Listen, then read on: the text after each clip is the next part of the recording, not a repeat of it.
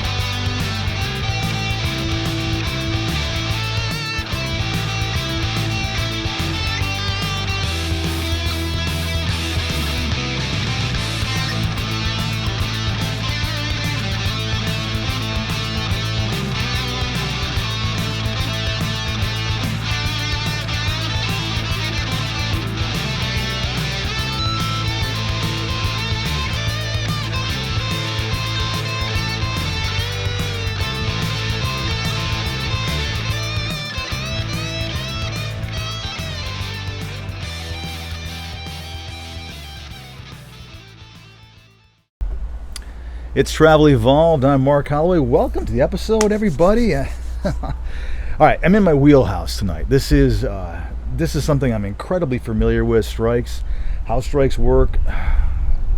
It's such a wild world. I got to tell you, the world of strikes and work stoppages. Man, I had no idea that this kind of industry or this part of the industry, this was even possible with hospitals. I mean, I just lived in a bubble. I was living in Colorado, didn't understand it's a non-union state, obviously. So it was very strange to me, very interesting to me to learn about strikes and to learn about how that works. So I want to give you a quick history after I do my normal thank yous for everybody who's subscribing to our podcast channel, obviously, and our YouTube channel. We are still in beautiful, sunny Florida. It's been fantastic. We've been here since February, I guess, the whole month of February. And obviously a majority of the month of March. It's been a really great break.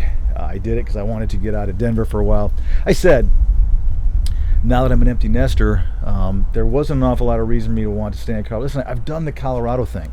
You know, as you know, I grew up in Michigan. I'm kind of a little bit nomadic like you guys are in nature. I don't like to stay someplace too long. 20 years is about max for me, which is a long time. Obviously, I haven't been around that long. But for me, you know, Colorado, it's such a beautiful state. I love it there. But it's kind of time for me to start, you know, going elsewhere. I can't, how do I say this without sounding the way I don't want it to sound? But all right, let's go throw it out there. California's got some really weird tax laws and some really weird things that they do that I'm just not, it's a mess. That's why people are leaving the state. And if you live in California, I apologize. I know that it is whatever, but I hope that some of the laws and some of the incentives change. I'd love to spend more time, but I will never, at this point, be leaving Colorado permanently. It will still remain my home, but man, I was so glad to get out of there because it's been a really crappy cold winter for like everybody in the country. It's hard to explain, but this, you know, last year we didn't have snow. I remember recording something on somewhere where it's New Year's Day and we still haven't really had any snow, or it's Christmas Day, one of the two. We hadn't literally had any snowfall. This was last year, 2021, 2022 winter. This year, man, before Thanksgiving, we had snowfall after snowfall after snowfall, super low temperatures. It's just been yuck. So I was glad to get out of there, to say the least. Look at this. I mean, look at this place. How could you not want to be in beautiful, sunny, southwestern, let's put it that way, Florida?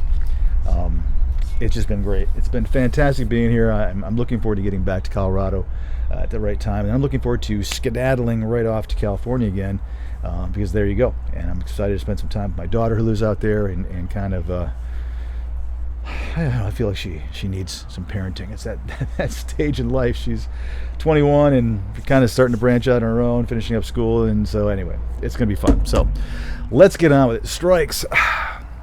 For a lot of you who don't know, this is where I got my start in the industry. I basically was hired by FastStaff U.S. Nursing Corporation back when I first got into the industry and coming out of the advertising world. And I was actually doing some other different sales aspects, being a sales manager for a pretty good sized company. And I sat there for this interview. I've explained it before in episodes past, but I'm sitting there and I went home and I'm like, I don't even know what this company does. It's like substitute teaching for nurses, but then they do these strikes, which I don't really get it. And FastStaff U.S. Nursing was all, I'm pretty sure it was all nursing. That's why it's called U.S. Nursing Corporation. It was all nursing. I don't think there was any allied. At least they hadn't dabbled in it at that point. So to me, it was this really bizarre world. And so I kept saying no to the job offer from Dan, and because it just wasn't, I don't know if it wasn't paying enough or it didn't seem like it just wasn't up my alley. I don't remember why. It just didn't seem like the right fit for me. And he was very persistent. And again, if I haven't said this before, one of the most influential people in my life.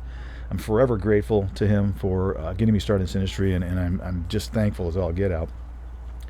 However, 2 weeks, I think, after I started with the company, I literally found myself flying off to Long Island. Well, I think I flew into Newark, New Jersey, to arrive early for a strike that was going to happen, to run or be part of running operations, which ended up running operations for a mess, but to be part of running operations for a strike that was out on Long Island. So we actually were renting 4 or 5 of us, a couple of nurses that had been in the kind of inner circle, myself, some other operations people. We flew out, landed in Newark, rented these 16 passenger vans that they were going to use to take the nurses at that point to and from the hotels to the hospitals every day when they crossed the line.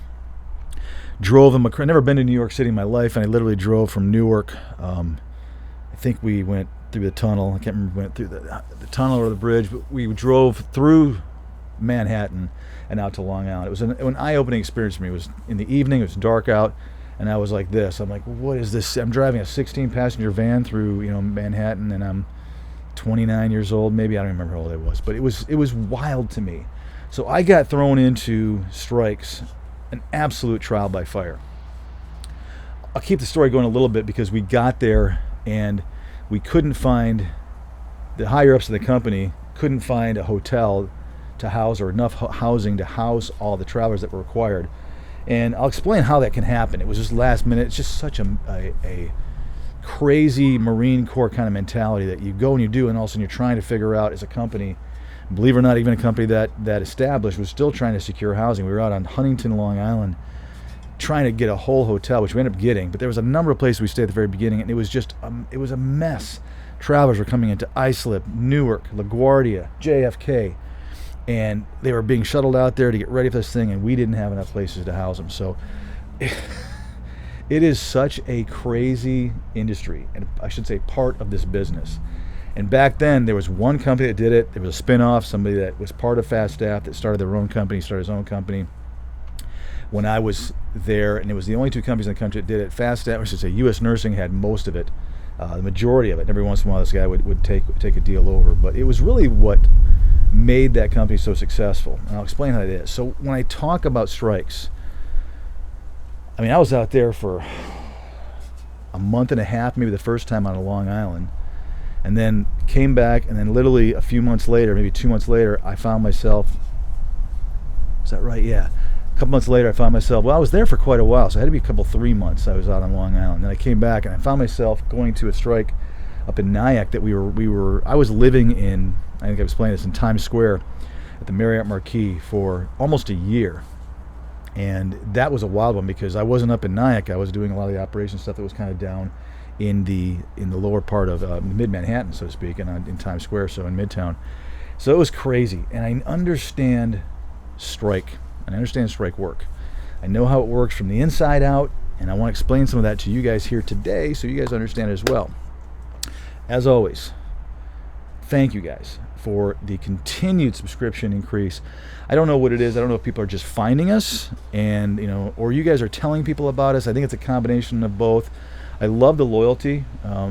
When we gain followers, we don't lose them. It seems like you guys are at least sticking with the notifications, and that's what happens when you subscribe. You basically get a notification that a new episode's been released. So we're so appreciative of that. We're so thankful that we're getting that audience to grow, because that was the whole point of this thing. We wanted to start to explain things that you guys had not been taught and heard of before, and that's why we created this whole thing. And it really seems to start happening. So here's a good example of an episode I think is a really important aspect of it, and that is, in fact, the strike work. So here's what I learned. Lots of money and lots of crappy circumstances. I'll put it that way. That's what strikes are. They are incredibly lucrative for the traveler. Incredibly lucrative when they go and when they stay on. Oh, and the lights come on. It's fantastic when they do that. They are not for everybody. We're going to talk about that a lot today. You have to have the exact perfect right mentality to really be a good fit for a strike.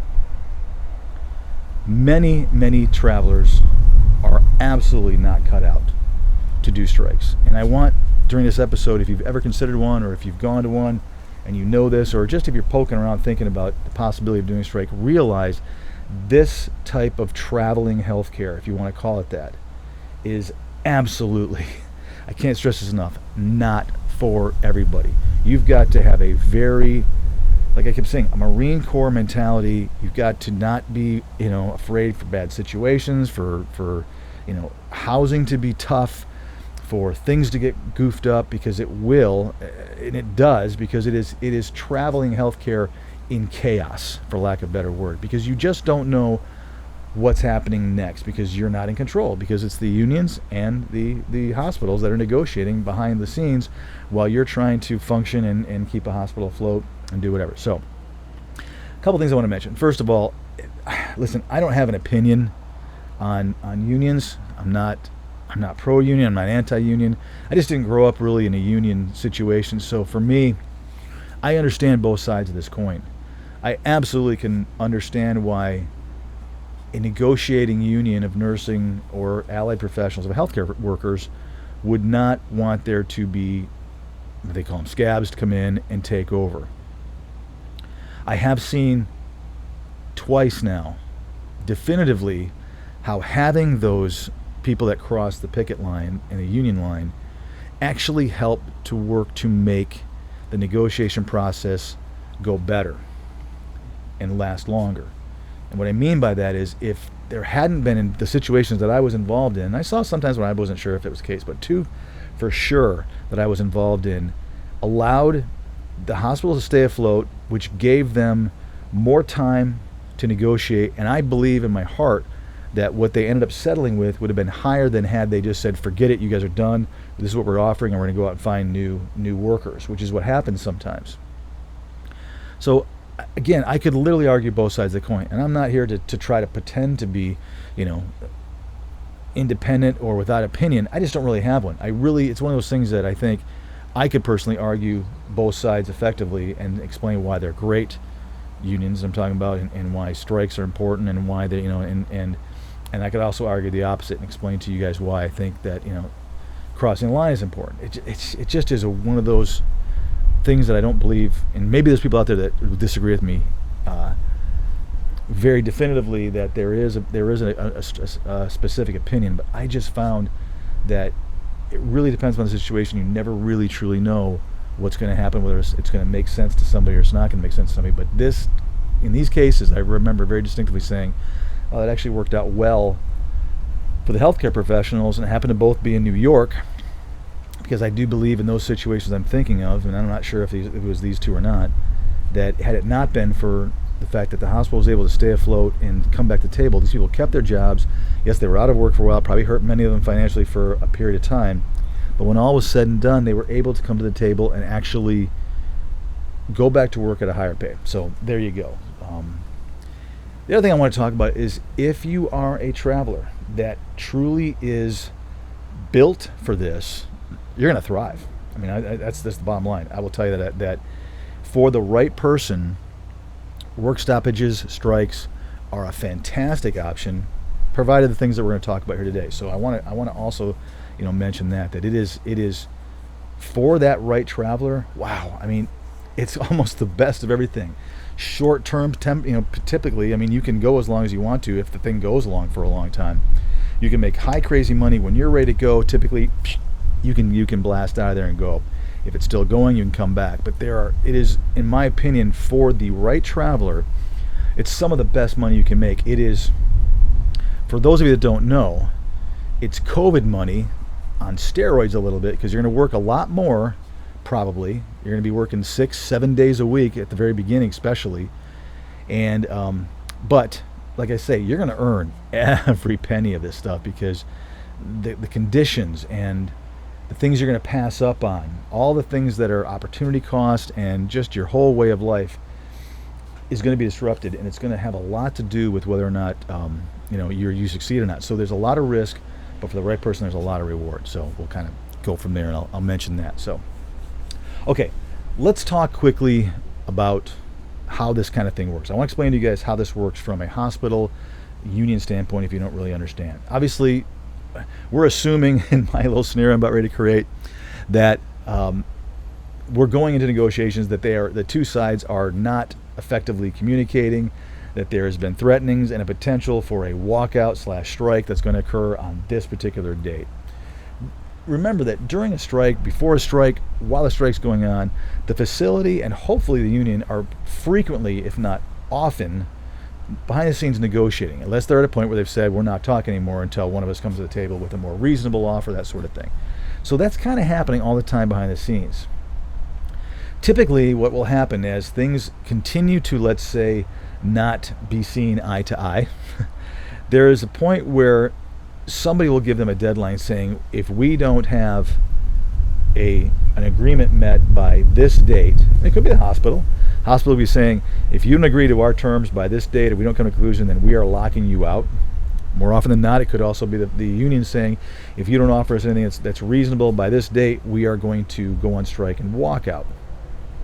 That's typically how it happens. There is a deadline. There are hurdles that can be crossed and milestones that could be met that could push that back, that could satisfy a deferment, so to speak, of those kinds of deadlines. But understand that when a hospital starts hearing that or thinking that this could happen, they start reaching out. Let's say they've hired a company that says that they can fulfill and handle the entire system or the entire facility if it's freestanding, and are able to staff them completely.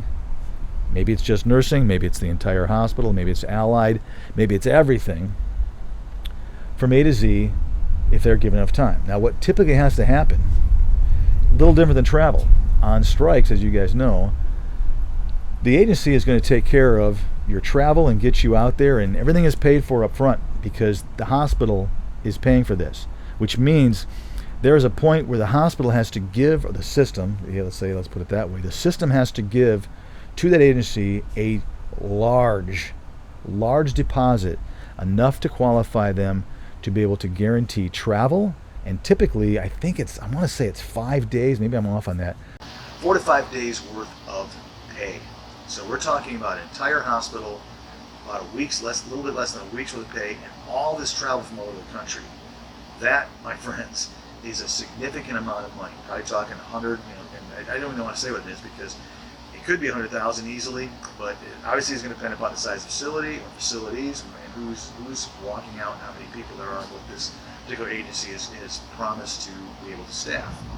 But it's significant, put it that way. It's going to be a substantial amount of people, which means a substantial amount of money. So the hospital is saying, okay, we're coming up to that point. They're going to now look and, like I said, hire an agency that is in fact said, we can get this done. Which means, and I'll tell you about a little bit down the road how it's recruited, but there's going to be a deadline. Which means the minute or the next shift after that deadline is reached, and either people are locked out or people have walked out, usually walk out, there needs to be people in that city, minutes away, that can literally be there to take care of those patients, so the hospital's patients are not having to be moved or transferred. So they have to already be there, which means all of this stuff has to be in place. They need to be ready to be able to have somebody cross that line. Usually, once they do cross that line, the reason I say it's 4 or 5 days is that typically the hospital has said, if we're going to lock you out, if you're going to walk out of this, and not of this negotiation process, we are going to, and we have to, at a minimum, you are going to be, I don't care if we settle the next day, we have a guarantee because of what we're basically offering this agency, that you will not be able to come back for 4 days or 5 days or 3 days. I'm going to say it's 5. It's been 20 some years, guys. So I don't really remember. But I want to say it was 5 shifts. Maybe it was 3. Which means there's a guarantee. And that's what usually the agency is going to require, because they need that from the hospital. In other words, if they're going to recruit and convince travelers to drop everything and be ready and commit to them to go to this strike, that if it in fact goes and they are getting on a plane, that traveler knows that they're going to minimally be guaranteed a certain amount of shifts to be able to handle and be able to justify them traveling that assignment. So that's usually what the agency is going to require in order to be able to, so it all has to kind of work together, if that makes sense to you guys. Which means you're out, we're bringing this company in, so even if we settle the next day, you're going to lose that week's worth of work, and we're going to have to pay a lot more money for you, and you have to give it to an agency, which is not fun for them. So it kind of, starts the amount of guaranteed hours that a recruiter is telling you guys, if in fact they're recruiting you for a strike, that you're guaranteed to make if, and I stress this, if it in fact does go and they are walking out or they're locked. All right, let's talk a little bit how the recruiting process happens, because I think this is just as important. So like I said, the agencies need to have bodies there once they know it's going to happen. So what happens is that when an agency's been hired by a hospital or a hospital system, they start recruiting and they start promising. Right? You guys know where I'm going with this. I mean, you guys know this. I mean, anybody that's done a strike, or if you've ever thought about it, you have to consider what happens if and when, or when I should say, the strike doesn't happen. And this is what, it's almost like the unknown. I remember walking out in the bullpen area back in my day and hearing the recruiters basically making promises that they couldn't promise. And I'm not beating up that company. They have no choice. They have to do this. They have to have bodies willing to get on airplanes or in cars or trains or buses to get to a strike, so that they can guarantee that if in fact it does go, that they're not going to, that they've earned the money that they've been being paid. I'm not talking about recruiters, but the companies have. So I remember the recruiting process for the first time ever, and the only time it ever happened, was going on late in the night on weekends, which again, I've kind of beat up here on Travel Evolved that most recruiters work, an 8 to 5 job. It's just kind of the way it is.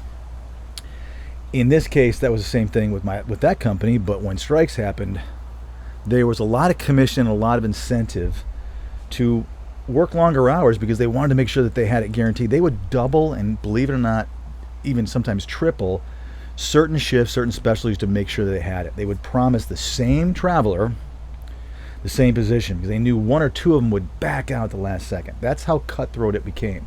And I'm not, again, this is the facts of what happened back 20 some years ago, 23 years ago, obviously, a little over 23 years ago. Well, right around 23 years ago. Could be totally different now. So again, I'm not saying this happens currently by any company, but that's in fact what happened back then. They had to guarantee it. And if you got there, and let's say you were an ICU nurse and there was too many ICU nurses, they would convince some of them to go into the PACU or any place else they were qualified to go. It's just the way it was. So prepare that for as well. When I talk about Marine Corps mentality, shifts, specialties, floating, all that stuff is fair game for these strikes. So that's just the way it kind of works. So the agencies are recruiting their fannies off, convincing as many or more than they need of travelers to get to this strike, because you just don't know until the whistle goes off, the strike has in fact started, or it's about to start. They've passed that deadline for when it is that they're going to be locked out, and that's, it's days in advance, and that means people are getting on planes, it's over, and it's ready to go, and we need people now, and that's when the commitments has to take place. And that's really, from the agency standpoint, when the real hard work comes into play. What do we have here? I mean, they've obviously gotten to know the facility, exactly what it requires. They're working on skeleton type crews, 7-day-a-week shifts. And by the way, when you first commit to these strikes, you are basically committing to work nonstop for at least those first 5 days, every single 12-hour shift. If you're nights, you're working 5 12s, maybe it's 7, who knows what they're going to get, maybe it's only 3, but you are basically committing to be working every single day. Once it takes place and it looks like the strike's going to continue on for longer than that initial period, then usually you get a day off here and there. But most striking travelers, if that's a thing, striking travelers, most people that work the strikes would typically go and work literally 2 weeks straight every single shift. Work, sleep, work, sleep, work, sleep. It was insane. Crazy amounts of overtime. The companies do pay for overtime. It's all factored into how much they're billing the facility. And it all kind of works, and it works out for the agency. It works out for the traveler, and hopefully it works out for the union and the nurses and the healthcare staff that are being locked out. Not always, as I said. It doesn't always work out. But that's how it kind of works from an agency standpoint. They are promising because they don't know. This is where I said at the beginning of the episode, nobody's involved in that negotiation process. They're not bringing in typically a member of that agency to be part of that negotiation process or to listen to how it's going. They'll report back, and they're usually pretty forthright about what they're hearing. It looks like it's not going to go, so that the agency kind of knows to be prepared. But the worst case scenario for, I think, kind of almost everybody involved, except for maybe the nurses that are on strike or about ready to strike, is that there's not enough people to go, and the strike in fact does go. That's a terrible situation because now they don't have enough, which I don't think it really ever happens. I'm sure it probably has here and there, but it'd be pretty rare. That's the last thing that they want, because they want to make sure they have more than enough staff. They could always call some people off. If they ended up having twice the amount of travelers that they needed, they certainly could call some people off and say, hey, we don't need you. And that also has happened. But what I'm getting at from your standpoint is that you guys are being fed a promise, or at least, again, I haven't been on the other side of the phone. I haven't walked through a bullpen in over 2 decades. So maybe they are being forthright now and saying, hey, we don't know if this is going to go. I hope that they are, but at least they should be very upfront saying, we have no idea. We are clueless except for what we're being told. Here's what we'd like to see. We'd like to have you commit to this, which means from a traveling healthcare standpoint, you guys have to be passing on all of their opportunities, which is where the episode kind of is going here. I want you to be very, very careful. Like I said, for many people that this is their lifestyle, it is so lucrative and it is worth it every single time for them to pass on great travel assignments, secure travel assignments that make great sense, in the hopes that a strike actually happens and they can go and make crazy, insane money. I understand that, and I don't what's what I'm looking for? I don't scrutinize. I don't look down on people for doing that. It makes sense to me if you're one of those individuals. But for so many of you, they don't really know what they're getting into, or that get out there and they're like, wow, this is just miserable. I'm miserable, and I don't care what I'm being paid. It's not worth this. And I was in a small one in Kentucky one time where it was horrible. It was like a really tiny little 15, 20 bed hospital. And it was not worth it to anybody. They were not making enough money. It was miserable. It was the middle of summer. And nobody on that strike felt like it was worth their time for what they were dealing with housing in this very kind of rural town. So I'm getting at is that you really have to think about this stuff. Does this make sense to you? For a lot of people, it does. For a lot of people, it absolutely doesn't. Of course, an agency that doesn't do strikes, all of us don't want to see you guys committing to strikes. So realize that. If you're passing on opportunities, or you're saying, I've got a break and I'm not going to commit because I've heard this strike in California, wherever it's going to be, is going to happen, that's the last thing a recruiter or any agency really wants to hear, is that you're going to turn down or hold off on taking assignments with hopes that this thing goes, because they want your business. We all do. We want you to our business, which means you are our business. The business is to convince you to go to work for us and to continue to generate revenue for us agencies. There's no two ways around it. So we are disheartened if we hear that you're going to, in fact, wait in hopes that a strike goes. It's not music to our ears, because then you're going, oh man, if the strike goes, then you're just kind of waiting to see when your traveler's going to be available. If it doesn't, then you're scrambling with every other person, because you now as a traveler are hurting, you're jonesing, you need an assignment tomorrow, and you're going to take the first opportunity that comes your way, which is also not great news for us agencies, because now we know that we're really under the gun. And those of them who don't have an app, man, they're trying to prioritize you high in their day, which is kind of a good thing, but it's oftentimes the only time that happens. In other words, they're trying to make sure that every single, let's say, ICU opportunity that comes up, they're going to be pitching and selling you and saying, hey, you don't have a job, you're not working, so you should take this, you should take this, you should take this. Whether it's a decent pay, it's close, maybe there's some low competition involved, whatever the case is, they're going to do everything they can to try to convince you to take that assignment. You also are oftentimes about ready to take anything that comes your way, because you've put yourself in this position of holding off in anticipation of high pay in a really lucrative situation. If it doesn't happen and they settle, or if it's going to go very short term and they've settled and you're not one of them that's chosen to go, you're scrambling. And this is what I don't like about the strike aspect of healthcare travel. Like I said, if it's even as part of the equation, for some it's not, is that it is, I always look at it as how often a year are you holding off an assignment in hopes of making this, this huge lucrative money, and what's the ratio of actually having it go? And there's no formula. I mean, the statistics are pretty low, but everyone is unique unto itself, which means the statistic of the last strike has no bearing on this one. It's a completely different set of circumstances. You should be researching heavily what you can read in, online for that local area in which a strike is taking place. I mean, I would absolutely, at the minimum, be doing that. If I'm looking at going to Massachusetts for a strike that's happening, this spring, I would be looking at that constantly to make sure I'm kind of in as much of the loop as I can be as to how the negotiation process is going. And if I see that it's going well, then I'm going to be backing off and starting looking for some travel assignments. If I see it's not going well, and I happen to be one of these people that really thrive on a strike, then I'm going to start, saying, okay, this could be a good possibility. And if the timing is right, and even if it's not, I'm going to make sure the timing is right for me and make myself available or wide open for those types of assignments. Guys, it's really up to you.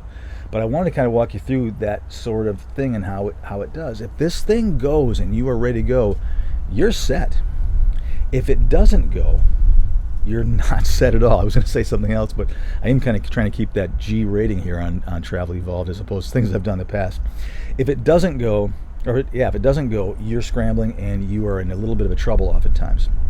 And that's where I think how you evaluate your year-long process, how you look at every single opportunity, and if strikes kind of goes into that fold, and strikes are part of what you anticipate for the year, and you're planning on doing it, one if you can, then it's all about, like I've always said, it's always about your annualized income.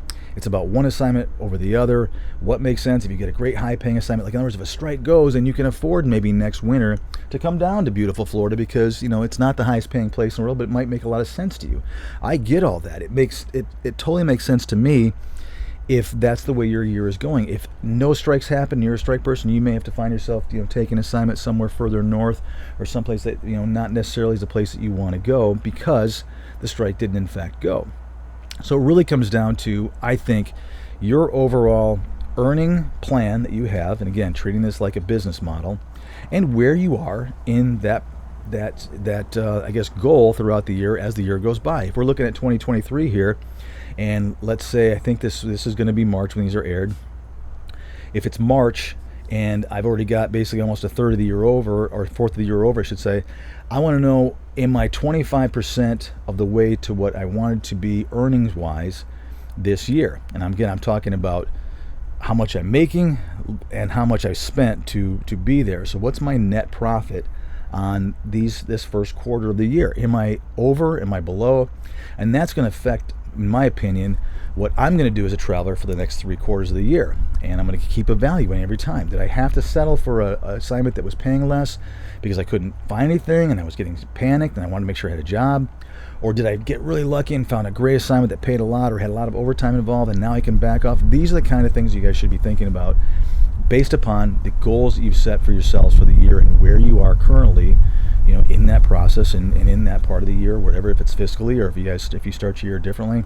That's what you should be looking at. So I would urge you, as you look at strikes, to kind of fold into the mix. But I just really want to stress, I saw things, and I'll share some examples with you. There were times when travelers were sleeping in the lobby because there wasn't enough hotel rooms. There was times when travelers were sleeping in the lobby because their roommate stole their toothbrush.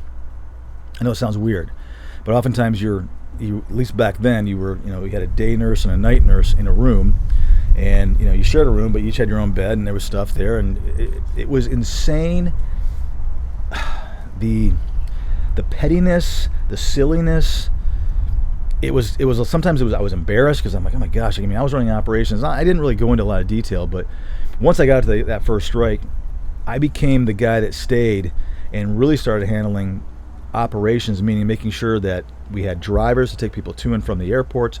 We had drivers that were taking people to and from their shift, that we had ample hotel rooms. We had a big spreadsheet that would show who was leaving, we had male, female, who was coming into that room, so they would know who was going to be coming and going. It was a very coordinated effort, and someone had to make sure that everything was all set up. These couple of dozen nurses are landing in LaGuardia. They're going to come here. We're going to ship them up to the hotel, and they're going to this hotel, and here's their room situation. They know their night shift, and I would turn them over to the nurse managers, and they would take care of the hospital side. And then we had all these people that were going to be going to the airport. It was a lot. It was a lot of stuff, especially for somebody that had never even understood what travel healthcare was in the first place. I didn't even know what a travel nurse was, and 2 weeks later, this is what I was doing. It was insane. And probably one of the craziest life lessons that I ever had. And I was proud because it was, for me, I remember we were working on sometimes 4 hours of sleep a night as operations people. A couple of friends of mine that were out there with me, guys and gals. It was exhausting. It was exhausting work, but we were running on adrenaline because we just wanted to do so well by Dan and the company, and all of us were at that age. We're really trying to prove ourselves, and so a lot of us were really overextending ourselves physically to make ends meet. You had to do, from an operations standpoint, the same kind of thing that nursing and the nurses were doing at the time, and that was you just did what you had to do to get things done. And it was, I don't know, one of the most interesting periods of time in my life, because not only was I doing that, but I was also living in Times Square at the time. I just recently got married. So I didn't have any children, but I was, a newlywed theoretically, and living, X amount of states away. So I was kind of bummed out, lonely. But I made the best of it. I did the best I could. They would fly my wife out about every other weekend and put us in front of, center stage Broadway shows just to keep me happy, because we were a big cog in how much money the company was making. So they need happy internal employees out there, if that kind of makes sense. And I think it did. So at any rate, it is a Marine Corps mentality. You guys need to understand this. You need to know this. How am I doing in time? Doing okay. It's just part of the process. At the very minimum, I would at least have you guys say that you should be being upfront and honest with your agencies that you're working with, that you've worked with in the past, saying, hey, I think I'm going to go on this strike. I'm trying to. If it doesn't go, I would really like to be considered, and understand that I'm going to be looking for something right away. So kind of, let's keep talking. Communicate like crazy. If you're working with a recruiter model, communicate with that recruiter or those recruiters, and I would use more than one for sure in this case, extensively. If you're using a recruiterless application, whether it's an app like we have at NextGen MedStaff, or it's a comparison website or a web-driven company that shows rates and positions, give yourself as many options as you can. Pay attention to what's coming up, what's not coming up, and be ready to pounce and act. Make sure that those companies have the ability to submit you effectively and purposely, and with everything that they need, so that if in fact it doesn't go, you're ready to hit the ground and you've got 4 or 5 offers coming right away for the jobs that you're applying to, whether it be recruiterless or recruiter. You just got to have some options, and just communicate with your agency, or communicate with yourself if you're doing it that way, which I highly recommend, to kind of go from there. So anyway, here's what I want to wrap this episode up with. It's been a insane great period of time for what we're doing. As you guys know, I planned and still plan on starting to talk about what's happening at this point 3 years ago. I didn't expect to be down in Florida this long, so I was going to get back home, do some research. The idea was right around March 1st, I was going to start to incorporate what was happening in my head and with NextGen MedStaff and its formation and where we were 3 years ago. I'll catch up. When I get back to Colorado here in a few weeks, I'm going to go ahead and start doing that, so that in about 2 or 3, maybe 4 episodes from now, maybe around April 1st, fitting April Fool's Day, we'll start to tell that story. Again, I wanted to do it a little bit earlier, but I didn't. Like I said, I did not plan on being down here for longer than 4 weeks, and it just turned out an opportunity, and it made sense. Like I said, we were working with a system down here, a pretty big one, you guys probably know, and we're taking a bigger role with them. And they wanted to, kind of learn more about what we were doing with our app and how that works.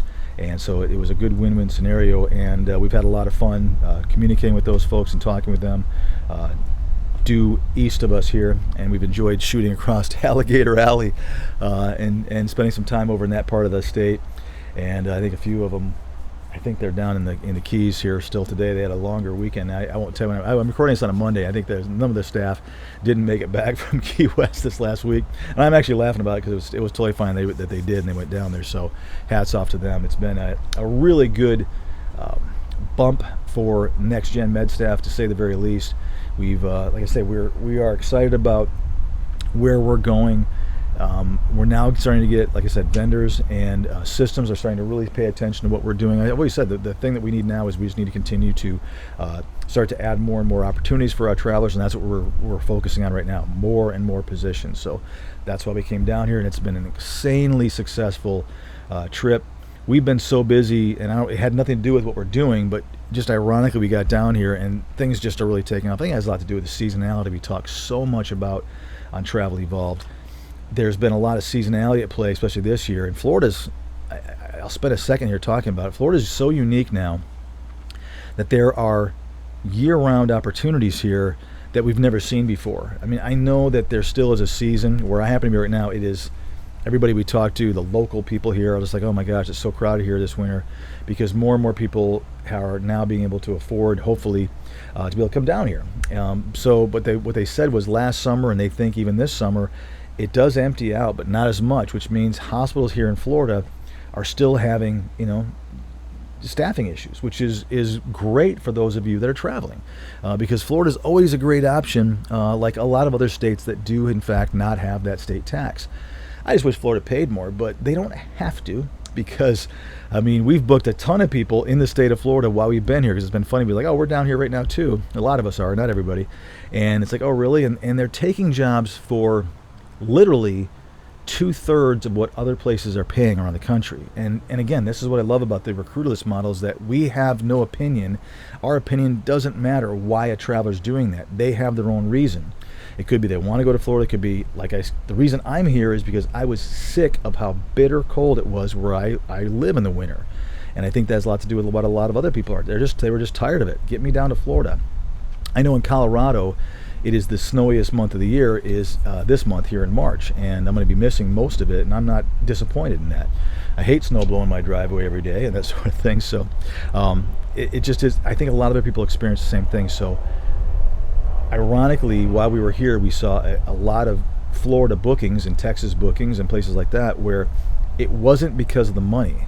It was because of the position and the location. So we loved it. So at any rate, guys, thank you so much again for watching this. I hope this made sense to you guys, and I hope next time you're looking at a strike, I hope you kind of remember this episode, some of me talking in the back of your head and realizing that, you got to have the right mentality. And the one thing I want to leave you with, and I'm going to stress one last time, this isn't for everybody. Strike work is not for everyone. If you are the type of traveler that likes things just so and everything to be set up, and you get upset with your company or yourself or your VRBO owner or your Airbnb owner, if things aren't pristine and perfect for you, then you probably shouldn't be going on a strike, because it is not like that. Take your most crazy assignment that's the highest paying one potentially ever been, and double that, multiply that, put that, like I said, on steroids. That's what you're going to be looking at. It should be insanely lucrative for you, but I've always said, every one of these strike workers, you guys are earning every penny. My hat's off to you. I couldn't do it.